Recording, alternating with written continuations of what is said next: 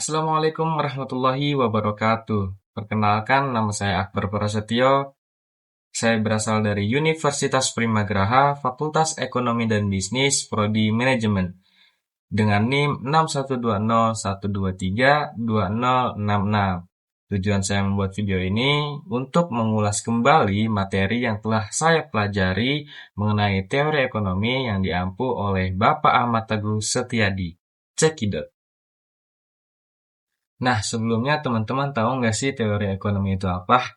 Jadi, teori ekonomi adalah ilmu ekonomi yang juga dapat diartikan sebagai ilmu yang mempelajari tentang usaha manusia dalam mencapai kemakmuran. Nah, untuk mencapai kemakmuran, manusia tentunya akan melakukan aktivitas ekonomi seperti konsumsi, produksi, dan juga distribusi.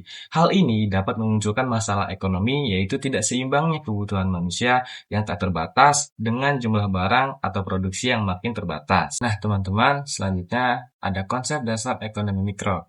Ekonomi mikro adalah cabang ilmu ekonomi yang mempelajari aktivitas ekonomi pada tingkat individu atau unit terkecil, seperti konsumen dan juga produsen. Sederhananya, ekonomi mikro membahas tentang keputusan-keputusan ekonomi yang diambil oleh individu atau perusahaan dalam memenuhi kebutuhan dan memaksimalkan keuntungan. Adapun konsep dasar ekonomi mikro yaitu dibagi menjadi beberapa. Yang pertama ada permintaan atau demand, jumlah barang atau jasa yang diinginkan dan mampu dibeli oleh konsumen pada berbagai tingkat harga dalam suatu periode tertentu. Yang kedua ada penawaran atau supply, jumlah barang atau jasa yang ditawarkan oleh produsen ke pasar pada berbagai tingkat harga dalam suatu periode tertentu. Yang selanjutnya ada harga keseimbangan, titik di mana jumlah permintaan sama dengan jumlah penawaran. Harga keseimbangan ini akan menentukan kuantitas barang atau jasa yang diperdagangkan di pasar. Selanjutnya ada elastisitas, mengukur tingkat responsivitas suatu variabel terhadap perubahan variabel lainnya. Misalnya, elastisitas permintaan mengukur seberapa besar perubahan kuantitas yang diminta akibat perubahan harga. Selanjutnya ada biaya produksi, semua pengeluaran yang dikeluarkan oleh produsen dalam proses produksi seperti biaya bahan baku, tenaga kerja, dan sewa. Selanjutnya ada keuntungan, di mana selisih antara total pendapatan dan total biaya produksi. Selanjutnya ada struktur pasar, bentuk pasar yang berbeda-beda seperti persaingan sempurna, monopoli, oligopoli, dan persaingan monopolistik. Setiap struktur pasar memiliki karakteristik dan implikasi yang berbeda terhadap perilaku perusahaan dan konsumen. Nah, selanjutnya ada teori utilitas, teori yang menjelaskan bagaimana konsumen membuat keputusan untuk memaksimalkan kepuasan atau utilitas dari konsumsi barang dan juga jasa. Selanjutnya ada teori produksi, teori yang menjelaskan bagaimana faktor-faktor produksi, tenaga kerja, modal, tanah dikombinasikan untuk menghasilkan barang atau jasa. Nah, teman-teman, selanjutnya adalah contoh penerapan ekonomi mikro. Tentunya contoh ini dibagi menjadi 3. Yang pertama ada konsumen. Konsumen membandingkan harga sebelum membeli suatu produk, memilih produk dengan kualitas terbaik dengan harga terjangkau. Yang kedua ada produsen. Produsen menentukan harga jual produk baru, memutuskan beberapa banyak tenaga kerja yang akan dipekerjakan. Selanjutnya ada pemerintah. Pemerintah ini menetapkan harga dasar suatu barang, lalu memberikan subsidi kepada produsen tertentu. Intinya, ekonomi mikro memberikan kerangka kerja untuk memahami bagaimana individu dan perusahaan membuat keputusan ekonomi, serta bagaimana keputusan-keputusan tersebut berinteraksi dalam membentuk pasar. Nah, jadi itu adalah kesimpulan materi pertama mengenai konsep dasar ekonomi mikro. Selanjutnya ada materi kedua yaitu elastisitas permintaan dan penawaran. Elastisitas dalam ekonomi mikro merupakan ukuran yang menunjukkan seberapa sensitif atau responsif suatu variabel terhadap perubahan variabel lainnya. Dalam konteks permintaan dan penawaran, elastisitas mengukur sejauh mana perubahan harga suatu barang atau jasa akan mempengaruhi perubahan jumlah yang diminta atau ditawarkan. Elastisitas permintaan. Pengertian dari elastisitas ini adalah ukuran kepekaan perubahan jumlah barang yang diminta terhadap perubahan harga barang tersebut. Adapun jenis-jenis elastisitas permintaan. Yang pertama elastis, perubahan harga sedikit saja akan menyebabkan perubahan jumlah yang diminta secara signifikan. Contoh barang mewah seperti mobil sport. Yang kedua yaitu inelastis, perubahan harga tidak terlalu berpengaruh terhadap perubahan jumlah yang diminta. Contohnya yaitu ada barang kebutuhan pokok seperti beras. Yang ketiga ada unit elastis, di mana perubahan harga dan perubahan jumlah yang diminta persentasenya itu sama. Nah, selanjutnya ada faktor-faktor yang mempengaruhi elastisitas permintaan. Yang pertama, ketersediaan barang substitusi. Semakin banyak barang substitusi, semakin elastis permintaan. Selanjutnya ada proporsi pendapatan yang digunakan. Barang yang membutuhkan porsi besar pendapatan cenderung lebih elastis. Yang ketiga ada waktu. Dalam jangka panjang, permintaan cenderung lebih elastis dibandingkan jangka pendek. Lalu ada pun faktor lainnya seperti kebutuhan. Barang kebutuhan pokok cenderung lebih inelastis dibandingkan barang mewah. Selanjutnya ada elastisitas penawaran. Pengertian dari elastisitas penawaran ini adalah ukuran kepekaan perubahan jumlah barang yang ditawarkan terhadap perubahan harga tersebut. Adapun jenis-jenisnya yaitu sama ya, seperti yang tadi ada elastis, yaitu perubahan harga sedikit saja akan menyebabkan perubahan jumlah yang ditawarkan secara signifikan. Contohnya barang yang mudah diproduksi. Yang kedua ada inelastis, perubahan harga tidak terlalu berpengaruh terhadap perubahan jumlah yang ditawarkan. Contohnya barang yang sulit dan membutuhkan waktu lama untuk diproduksi. Dan yang selanjutnya ada unit elastis, perubahan harga dan perubahan jumlah yang ditawarkan tentunya persentasenya sama. Selanjutnya ada faktor-faktor yang mempengaruhi elastisitas penawaran. Yang pertama ada ketersediaan faktor produksi. Semakin mudah mendapatkan faktor produksi, semakin elastis penawarannya. Selanjutnya ada waktu. Dalam jangka panjang, penawaran lebih cenderung lebih elastis dibandingkan jangka pendek. Selanjutnya ada teknologi. Perkembangan teknologi dapat meningkatkan elastisitas penawaran. Adapun contoh penerapannya, yaitu yang pertama produsen minuman bersoda. Jika produsen minuman bersoda ingin meningkatkan pendapatan, mereka perlu mempertimbangkan elastisitas permintaan terhadap produk mereka. Jika permintaannya elastis, penurunan harga sedikit saja akan meningkatkan penjualan secara signifikan. Selanjutnya ada pemerintah. Jika pemerintah ingin mengurangi konsumsi rokok, mereka dapat menaikkan pajak cukai rokok. Namun, jika permintaan rokok sangat inelastis, kenaikan harga mungkin tidak efektif mengurangi konsumsinya. Nah, selanjutnya ada materi ketiga, yaitu tentang masalah ekonomi. Nah, dalam mencapai kesejahteraan hidup, manusia melakukan aktivitas ekonomi seperti jual beli.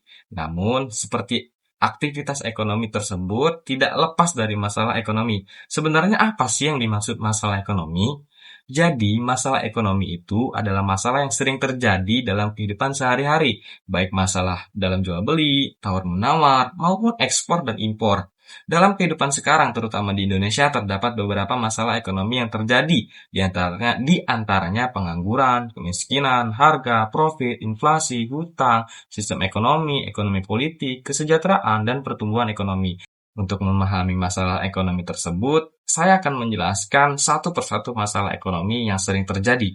Nah, inti dari masalah ekonomi adalah adanya ketidakseimbangan antara kebutuhan manusia yang tidak terbatas dengan alat pemuas kebutuhan yang terbatas. Terdapat dua kategori masalah pokok ekonomi, yaitu masalah pokok ekonomi klasik atau tradisional dan masalah ekonomi modern. Nah, masalah ekonomi itu apa sih? Masalah ekonomi adalah masalah yang muncul ketika sumber daya yang digunakan itu terbatas untuk memenuhi permintaan. Masalah ini selalu muncul dalam kehidupan sehari-hari karena kebutuhan manusia yang tidak terbatas dan ketersediaan sumber daya yang cukup terbatas. Nah, yang pertama masalah produksi. Produksi ini merupakan kegiatan untuk menciptakan atau membuat barang.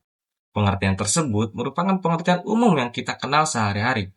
Adapun dalam ilmu ekonomi, produksi ini mencakup semua kegiatan yang bertujuan untuk menambah nilai guna barang. Kegiatan produksi dilakukan manusia dengan menempuh pengubahan bentuk maupun tanpa mengubah bentuk. Yang kedua ada masalah distribusi kaum klasik. Menyatakan bahwa distribusi dapat dilakukan secara langsung. Distribusi yaitu distribusi yang dilakukan tanpa melalui jasa perantara. Dengan kata lain, produsen dapat langsung menemui konsumen untuk menawarkan barang atau jasa yang dihasilkan. Nah, yang ketiga ada masalah konsumsi. Kesesuaian antara barang yang diproduksi dengan kebutuhan masyarakat yang merupakan permasalahan konsumsi. Oleh karena itu, produsen harus memperhatikan kebutuhan, keinginan, dan menentukan produksi serta kemauan konsumen sebelumnya. Selanjutnya, masalah ekonomi modern. Permasalahan ekonomi modern terdiri dari pilihan tentang barang dan jasa yang harus diproduksi dan berapa jumlah yang diproduksi, serta bagaimana untuk siapa barang itu diproduksi. Yang pertama, apa dan berapa yang diproduksi. Masalah ini menyangkut jenis barang dan jumlah yang akan diproduksi karena sumber daya terbatas. Masyarakat harus memutuskan barang apa yang akan diproduksi, apakah kita akan memproduksi makanan, obat-obatan, atau mesin-mesin industri, buku-buku atau video, TV atau mainan anak, dan seterusnya. Sangat tidak mungkin untuk memproduksinya semua jenis benda tersebut sesuai dengan jumlah yang diinginkan oleh masyarakat. Nah, yang kedua, bagaimana cara memproduksinya? Masalah dalam hal ini adalah teknologi dan metode industri apa yang digunakan untuk memproduksi suatu barang, berapa jumlah tenaga kerja, jenis mesin apa, serta bahan mentah apa yang akan digunakan. Produksi dengan teknologi padat karya banyak menggunakan tenaga manusia, tetapi jumlah produksinya sangat terbatas. Yang ketiga, untuk siapa diproduksi? Permasalahan ini adalah siapa yang memerlukan barang tersebut dan siapa saja yang menikmati hasilnya. Dengan kata lain, bagaimana cara pendistribusiannya? Apakah barang-barang yang diproduksi tersebut akan didistribusikan menurut ukuran pendapatan, kekayaan, atau kelompok tertentu dari masyarakat? Materi selanjutnya yaitu tentang teori permintaan dan penawaran. Teori permintaan dan penawaran ini adalah konsep dasar dalam ilmu ekonomi yang menjelaskan interaksi antara pembeli atau konsumen dan penjual atau produsen di pasar. Yang pertama ada permintaan. Permintaan adalah jumlah barang atau jasa yang diinginkan dan mampu dibeli oleh konsumen pada berbagai tingkat harga dalam suatu periode tertentu. Selanjutnya ada hukum permintaan. Secara umum, semakin tinggi harga suatu barang, semakin sedikit jumlah yang diminta dan sebaliknya. Ini karena ketika harga naik, daya beli konsumen cenderung menurun. Selanjutnya ada kurva permintaan. Kurva permintaan menggambarkan hubungan negatif antara harga dan jumlah yang diminta. Kurva ini cenderung menurun dari kiri atas ke bawah. Selanjutnya ada faktor-faktor yang mempengaruhi permintaan. Yang pertama, harga barang itu sendiri. Seperti yang telah dijelaskan, harga memiliki pengaruh terhadap jumlah yang diminta. Yang kedua ada harga barang substitusi. Kenaikan harga barang substitusi atau barang pengganti akan meningkatkan permintaan terhadap barang yang bersangkutan. Selanjutnya ada harga barang komplementer. Kenaikan harga barang komplementer atau barang pelengkap akan menurunkan permintaan terhadap barang yang bersangkutan. Selanjutnya ada pendapatan konsumen. Peningkatan pendapatan umumnya akan meningkatkan permintaan, terutama untuk barang normal. Selanjutnya ada preferensi konsumen. Perubahan selera atau preferensi konsumen dapat menggeser kurva permintaan. Selanjutnya ada jumlah penduduk. Peningkatan jumlah penduduk akan meningkatkan permintaan secara keseluruhan.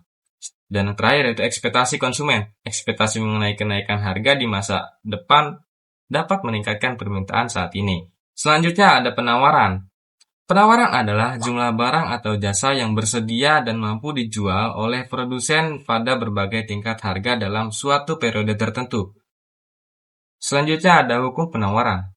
Secara umum, semakin tinggi harga suatu barang, semakin banyak jumlah yang akan ditawarkan. Dan begitu pun sebaliknya. Ini karena produsen termotivasi untuk menghasilkan lebih banyak ketika harga tinggi untuk mendapatkan keuntungan yang lebih besar. Selanjutnya ada kurva penawaran. Kurva penawaran menggambarkan hubungan positif antara harga dan jumlah yang ditawarkan. Kurva ini cenderung naik dari kiri ke bawah ke kanan atas. Faktor-faktor yang mempengaruhinya yaitu ada yang pertama harga barang itu sendiri. Harga yang tinggi akan mendorong produsen untuk meningkatkan produksi. Yang kedua ada harga faktor produksi. Kenaikan harga faktor produksi akan mengurangi penawaran. Selanjutnya ada teknologi produksi. Perkembangan teknologi yang lebih efisien akan meningkatkan jumlah penawaran. Yang selanjutnya ada jumlah produsen. Peningkatan jumlah produsen akan meningkatkan penawaran secara keseluruhan. Selanjutnya ada ekspektasi produsen. Ekspektasi mengenai kenaikan harga di masa depan akan mendorong produsen untuk mengurangi penawaran saat ini. Selanjutnya yaitu ada keseimbangan pasar. Keseimbangan pasar ini terjadi ketika jumlah yang diminta sama dengan jumlah yang ditawarkan. Pada titik keseimbangan ini, harga dan kuantitas akan stabil. Adapun contoh penerapannya, yang pertama perubahan harga BBM. Kenaikan harga BBM akan mengurangi daya beli konsumen sehingga permintaan terhadap barang dan jasa lainnya akan menurun. Selanjutnya ada musim panen. Musim panen yang melimpah akan meningkatkan penawaran produk pertanian sehingga harga cenderung turun. Selanjutnya ada perkembangan teknologi. Penemuan teknologi yang baru dalam produksi smartphone akan meningkatkan penawaran dan menurunkan harga smartphone itu sendiri. Materi selanjutnya yaitu tentang teori produksi. Teori produksi adalah cabang ilmu ekonomi yang mempelajari bagaimana faktor-faktor produksi seperti tanah, tenaga kerja, modal, dan teknologi dikombinasikan untuk menghasilkan barang atau jasa. Tujuan utama teori produksi ini adalah untuk memahami bagaimana produsen dapat memaksimalkan output atau produksi dengan menggunakan input atau faktor produksi yang terbatas. Nah, selanjutnya ada konsep dasar teori produksi. Yang pertama yaitu fungsi produksi. Fungsi produksi menggambarkan hubungan antara input dan juga output, di mana secara matematis, fungsi produksi dapat dinyatakan sebagai Q sama dengan E dalam kurung L, K, di mana Q-nya adalah output, L-nya adalah tenaga kerja, dan K-nya adalah modal. Yang kedua yaitu hukum hasil yang menurun. Hukum ini menyatakan bahwa jika kita terus menambahkan satu faktor produksi variabel pada suatu faktor produksi tetap, maka pada awalnya produksi akan meningkat. Tetapi setelah mencapai titik tertentu, penambahan produksi akan semakin kecil. Hal ini disebabkan oleh semakin terbatasnya faktor produksi tetap yang dapat digunakan oleh faktor produksi. Ketiga yaitu produktivitas marginal. Produktivitas marginal adalah tambahan output yang dihasilkan ketika suatu unit faktor produksi variabel ditambahkan dengan asumsi faktor produksi lainnya tetap. Selanjutnya ada biaya produksi. Biaya produksi adalah semua pengeluaran yang dikeluarkan oleh produsen dalam proses produksi, termasuk biaya bahan baku, tenaga kerja, sewa, dan lain-lain. Selanjutnya ada skala produksi. Skala produksi mengacu pada perubahan output yang terjadi ketika semua faktor produksi ditingkatkan dalam proporsi yang sama. Ada 3 jenis skala produksi. Yang pertama yaitu skala hasil tetap, di mana ketika output meningkat dengan proporsi yang sama dengan peningkatan semua faktor produksi. Yang kedua ada skala hasil meningkat, di mana ketika output meningkat lebih dari proporsi peningkatan semua faktor produksi. Yang terakhir, skala hasil menurun, di mana ketika output meningkat kurang dari proporsi peningkatan semua faktor produksi. Selanjutnya yaitu tentang penerapan teori produksi dalam dunia nyata. Yang pertama pada perusahaan manufaktur. Perusahaan manufaktur menggunakan teori produksi untuk menentukan jumlah tenaga kerja, mesin, dan bahan baku yang optimal untuk menghasilkan produk tertentu. Selanjutnya pada pertanian. Petani menggunakan teori produksi untuk menentukan jumlah pupuk, pestisida, dan tenaga kerja yang diperlukan untuk mendapatkan hasil panen yang maksimal. Selanjutnya ada sektor jasa. Perusahaan jasa, atau misalnya restoran, dan hotel, dan lain-lain, juga menggunakan teori produksi untuk menentukan jumlah karyawan, bahan baku, dan kapasitas produksi yang optimal. Nah, materi selanjutnya yaitu struktur pasar, di mana jika dalam arti sempit, pasar ini dapat diartikan sebagai tempat bertemunya penjual dan juga pembeli untuk bertransaksi barang dan juga jasa. Jika dalam arti luas, pasar merupakan suatu proses di mana penjual dan pembeli saling berinteraksi untuk menetapkan suatu harga keseimbangan. Di mana secara umum, pasar adalah tempat bertemunya permintaan dan juga penawaran sehingga dapat menetapkan harga. Terjadinya sebuah pasar diperlukan syarat-syarat, antara lain terdapat penjual dan pembeli, tersedia barang dan jasa yang diperjualbelikan, terjadinya transaksi antara pembeli dan penjual melalui proses tawar-menawar, serta tersedia media untuk interaksi penjual dan juga pembeli. Nah, dalam ilmu ekonomi, pasar memiliki arti yang lebih luas daripada hanya sekedar tempat pertemuan antara penjual dan juga pembeli untuk mengadakan transaksi jual beli barang. Pengertian pasar tidak harus dikaitkan dengan suatu tempat yang dinamakan pasar dalam pengertian sehari-hari. Pasar mencakup keseluruhan permintaan dan juga penawaran, serta seluruh kontak antara penjual dan pembeli untuk mempertukarkan barang dan jasa. Selanjutnya ada struktur pasar. Struktur pasar adalah keadaan pasar yang menggambarkan karakteristik pasar seperti jumlah pembeli dan juga penjual, jenis produk yang ditawarkan, hambatan yang ada, dan seberapa mudah perusahaan masuk dan keluar dari pasar. Struktur pasar dapat mempengaruhi kondisi persaingan, tingkat harga barang dan jasa, serta perilaku perusahaan. Selanjutnya, struktur pasar terbagi atas persaingan sempurna dan pasar persaingan tidak sempurna. Pasar persaingan sempurna terjadi apabila jika ada satu pun produsen yang bisa memengaruhi harga pasar. Adapun harga persaingan tidak sempurna terjadi apabila terdapat satu atau beberapa produsen atau konsumen sudah mulai dapat memengaruhi harga pasar. Selanjutnya, ada jenis-jenis struktur pasar. Yang pertama, pasar persaingan sempurna. Pasar persaingan sempurna adalah pasar yang di dalamnya terdapat banyak penjual dan pembeli. Namun demikian, kedua pihak tidak dapat memengaruhi harga karena harga telah ditentukan oleh pasar itu sendiri. atau keseluruhan permintaan dan penawaran. Adapun contoh pasar persaingan sempurna adalah pasar beras, pasar buah dan sayur, pasar minyak wangi, dan lain-lain.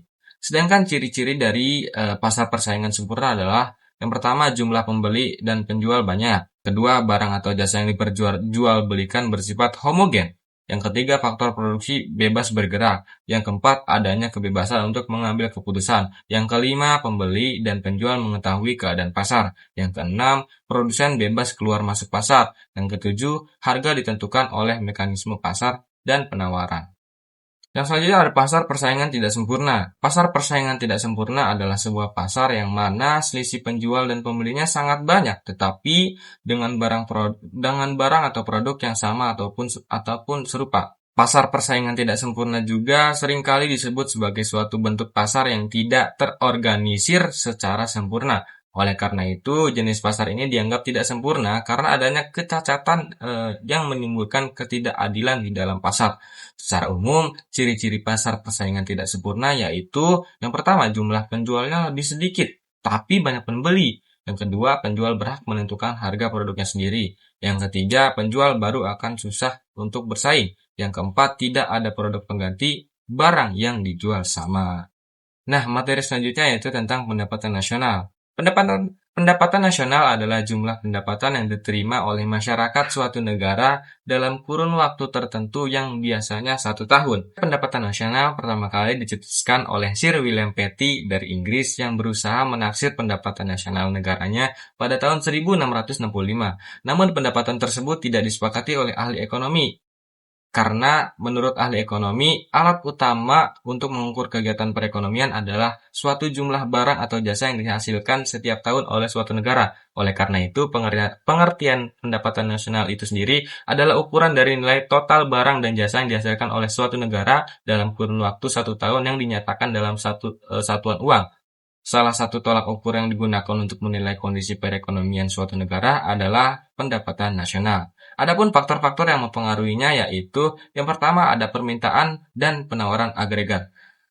Permintaan agregat adalah suatu daftar keseluruhan barang dan jasa yang akan dibeli oleh sektor perekonomian pada berbagai tingkatan harga. Permintaan penawaran agregat menunjukkan antara hubungan keseluruhan permintaan terhadap barang dan jasa sesuai dengan tingkatan harga. Yang kedua ada konsumsi dan tabungan. Konsumsi adalah pengeluaran total untuk memperoleh barang dan jasa dalam suatu perekonomian dalam jangka waktu 1 tahun. Sedangkan hubungan adalah bagian dari pendapatan yang tidak dikeluarkan untuk dikonsumsi. Yang ketiga ada investasi. Yang investasi adalah semua pengeluaran yang digunakan untuk menciptakan modal baru. Tujuan dari investasi adalah untuk mengganti bagian modal yang sudah rusak dan menambah penyediaan modal yang ada. Nah, selanjutnya ada jenis-jenis pendapatan nasional. Yang pertama yaitu produk domestik bruto atau PDB. PDB ini adalah jumlah produk berupa barang dan jasa yang diperoleh dari unit-unit produksi di dalam batas wilayah suatu negara selama 1 periode. Dalam menghitung GDP, jumlah besar yang harus diperhatikan adalah jangan sampai pada perhitungan ganda atau double accounting. Selanjutnya ada produk nasional bruto. Produk nasional bruto. PNB ini meliputi nilai produk berupa barang dan jasa yang dihasilkan oleh masyarakat suatu negara selama 1 periode. Dalam menghitung besarnya PNB berdasarkan harga pasar, yang harus diperhatikan yaitu jangan sampai ada perhitungan ganda. Selanjutnya ada produk nasional neto atau net national product. NNP adalah jumlah GNP yang dikurangi dengan barang modal sebagai penggantian. Penyusutan bagi peralatan yang digunakan untuk memproduksi barang dalam proses produksi umumnya bersifat tafsiran, sehingga dapat menimbulkan kesalahan meskipun relatif kecil. Penyusutan adalah berkurangnya barang yang sudah lama karena pemakaian. Yang terakhir adalah pendapatan nasional neto atau net national income. Pendapatan nasional neto atau NNI adalah pendapatan yang dihitung dari jumlah balas jasa yang diterima oleh rakyat sebagai pemilik faktor produksi. Besar NNI bisa didapat dari NNP dikurangi dengan pajak tidak langsung dan subsidi. Nah, materi selanjutnya yaitu persaingan monopolistik. Di mana pengertian dari pasar persaingan monopolistik ini secara sederhananya yaitu adalah bentuk pasar yang di dalamnya terdapat banyak penjual atau produsen dan pembeli atau konsumen. Tetapi produk yang dijual memiliki perbedaan cukup signifikan, sehingga penjual memiliki lebih sedikit kekuatan untuk mengontrol harga. Pasar monopolistik adalah salah satu jenis pasar persaingan tidak sempurna. Dalam pasar monopolistik, ada banyak penjual yang menawarkan dagangan serupa, tetapi produk yang dijual dibedakan dari sisi kualitas, bentuk, ukuran, dan karakteristiknya. Nah, adapun karakteristik persaingan monopolistiknya, yaitu ada yang pertama, hambatan masuk yang cukup rendah. Di mana dalam persaingan monopolistik, satu perusahaan tidak memonopoli pasar. Namun sebaliknya, beberapa perusahaan dapat memasuki pasar dan semuanya dapat bersaing untuk mendapatkan keuntungan di pasar tersebut. Perusahaan tidak perlu mempertimbangkan bagaimana keputusan mereka memengaruhi pesaing, dan setiap perusahaan dapat beroperasi tanpa takut akan meningkatnya persaingan. Yang kedua, diferensiasi produk. Perusahaan pesaing membedakan produk serupa mereka dengan strategi pemasaran yang berbeda, nama merek, dan tingkat kualitas yang berbeda. Yang ketiga, diferensiasi harga. Perusahaan dalam persaingan monopolistik bertindak sebagai penentu harga dan menetapkan harga untuk barang dan juga jasa. Perusahaan dalam persaingan monopolistik dapat menaikkan atau menurunkan harga tanpa memicu perang harga yang sering ditemukan dalam oligopoli. Yang keempat ada elastisitas permintaan. Permintaan sangat elastis dalam persaingan monopolistik dan sangat responsif terhadap perubahan harga. Konsumen akan beralih dari satu merek ke merek lain untuk barang-barang seperti deterjen cucian yang hanya berdasarkan kenaikan harga. Selanjutnya ada sistem persaingan monopolistik. Sistem persaingan ini adalah salah satu bentuk struktur pasar yang memiliki karakteristik unik, di mana terdapat banyak penjual yang menawarkan produk yang serupa tetapi tidak identik. Dalam konteks ini terdapat beberapa sistem yang dapat diidentifikasi, yang mencakup cara perusahaan beroperasi, berinteraksi dengan konsumen, dan bersaing satu sama lain. Adapun yang pertama yaitu sistem pemasaran. Sistem pemasaran ini dalam persaingan monopolistik mencakup strategi yang digunakan oleh perusahaan untuk mempromosikan produk mereka dan menarik perhatian konsumen. Contoh, iklan dan promosi, branding, serta segmentasi pasar. Yang kedua yaitu sistem produksi. Sistem produksi mencakup cara perusahaan memproduksi barang dan jasa untuk memenuhi permintaan pasar. Contohnya yaitu ada inovasi produk, kualitas dan diferensiasi, dan efisiensi biaya. Yang ketiga yaitu sistem penetapan harga. Dalam persaingan monopolistik, mencakup strategi yang digunakan oleh perusahaan untuk menentukan harga produk mereka. Contohnya penentu harga, strategi harga, diskon, dan juga promosi. Yang keempat ada sistem distribusi. Sistem distribusi mencakup cara produk didistribusikan dari produsen ke konsumen. Contohnya saluran distribusi, e-commerce, dan juga logistik. Yang kelima ada sistem persaingan, di mana sistem persaingan ini mencakup cara perusahaan bersaing satu sama lain dalam pasar. Contohnya diferensiasi produk, inovasi berkelanjutan, dan juga responsif. Materi selanjutnya yaitu tentang pasar bebas dan kebijakan pemerintah. Pasar bebas adalah sistem ekonomi yang ditentukan oleh kekuatan pasar atau permintaan dan penawaran dengan keterlibatan pemerintah minimal. Sementara itu, kebijakan pemerintah merupakan tindakan atau keputusan untuk mencapai tujuan ekonomi, sosial, dan juga politik. Pasar bebas memiliki ciri kegiatan ekonomi swasta, persaingan, harga ditentukan pasar, dan keterlibatan pemerintah minimal. Kebijakan pemerintah bertujuan mengatur ekonomi, melindungi hak konsumen, meningkatkan kesejahteraan, dan mengatur lingkungan.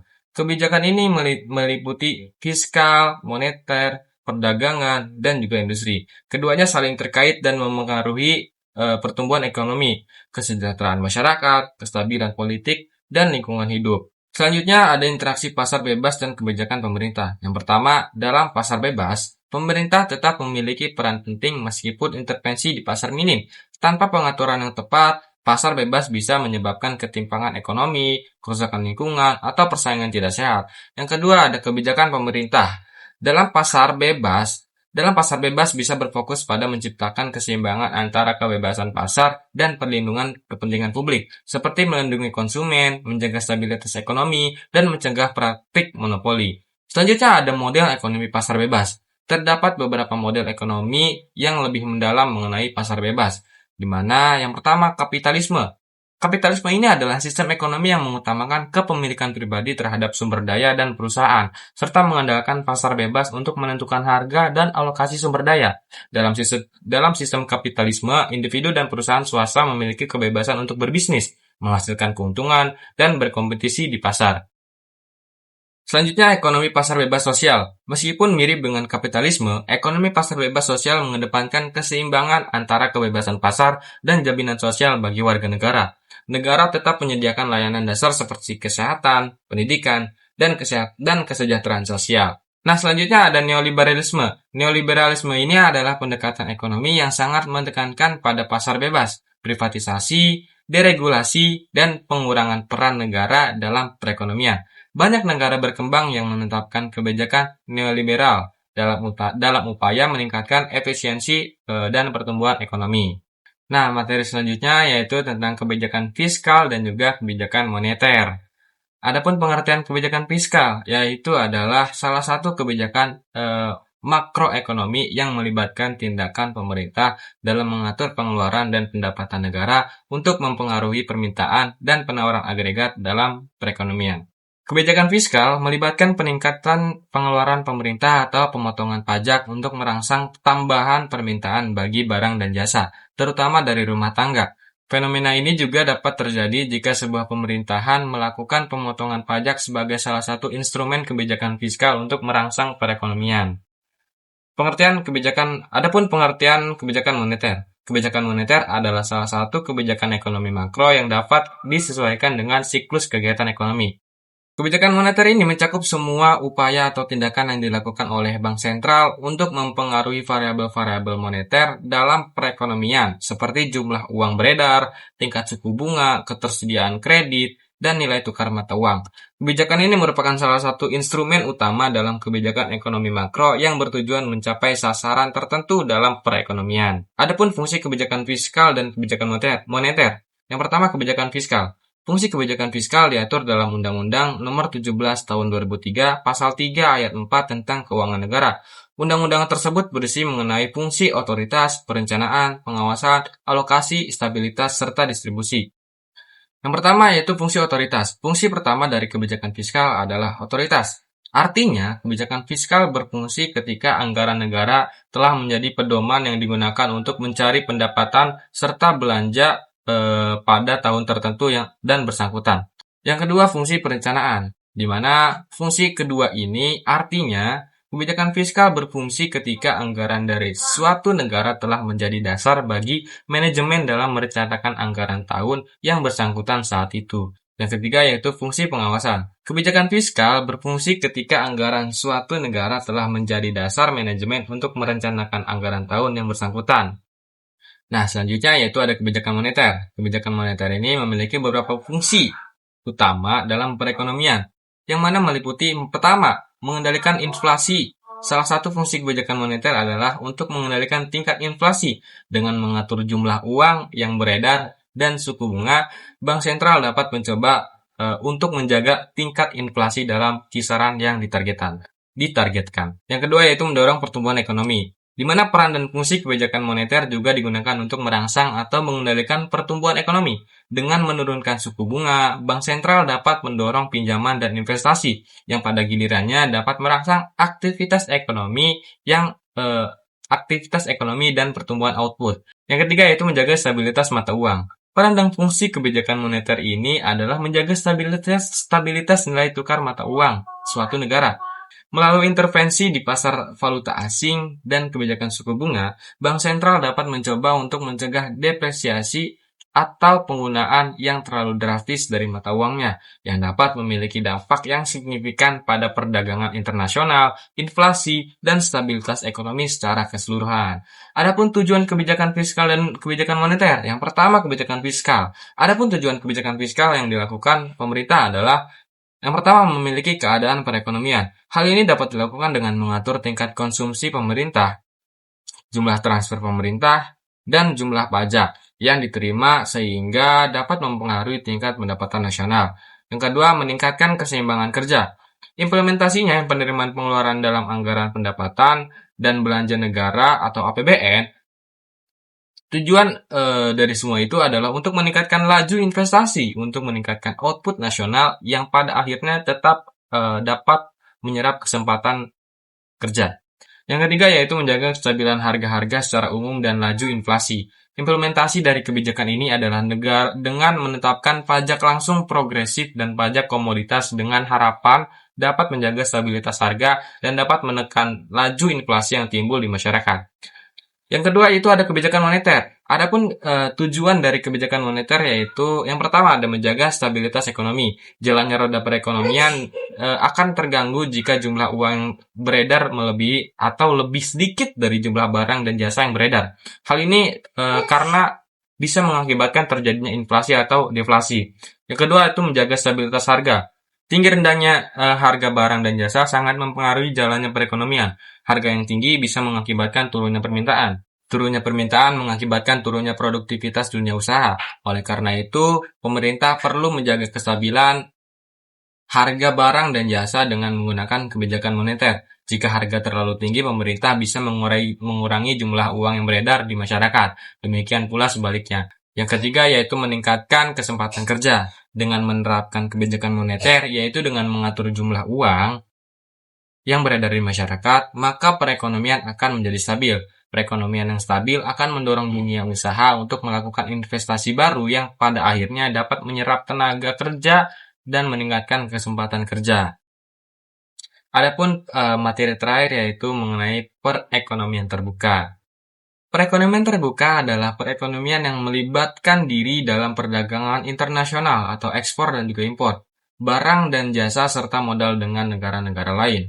Sistem ini memberikan kesempatan bagi masyarakatnya untuk berinteraksi dalam bidang ekonomi dengan negara lain baik itu perseorangan, swasta ataupun pemerintahan. Adapun fungsi perekonomian terbuka, yang pertama yaitu memperluas akses pasar. Perekonomian terbuka memungkinkan negara untuk mengakses pasar internasional yang memberikan kesempatan bagi produk domestik untuk dijual lebih luas.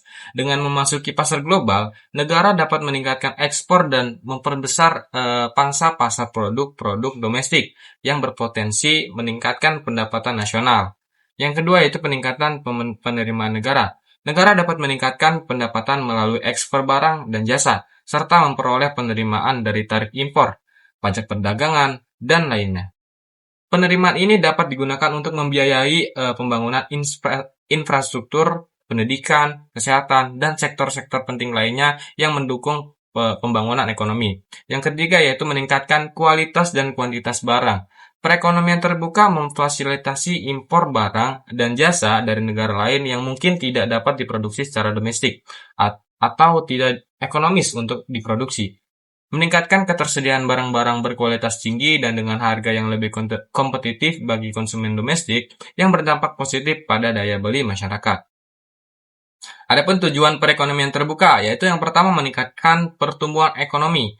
Perekonomian terbuka memungkinkan negara untuk mengakses pasar internasional, memperluas kapasitas produksi, dan memperoleh barang jasa yang tidak dapat diproduksi secara domestik dengan biaya yang efisien. Mempercepat pertumbuhan ekonomi melalui akses ke pasar yang lebih luas dan investasi asing yang mendorong efisiensi serta inovasi. Nah, yang terakhir yaitu diversifikasi sumber pendapatan. Dengan membuka ekonomi terhadap perdagangan internasional, tentunya negara dapat mengurangi ketergantungannya pada pasar domestik. Hal ini menciptakan pendapatan dari ekspor dan menarik investasi.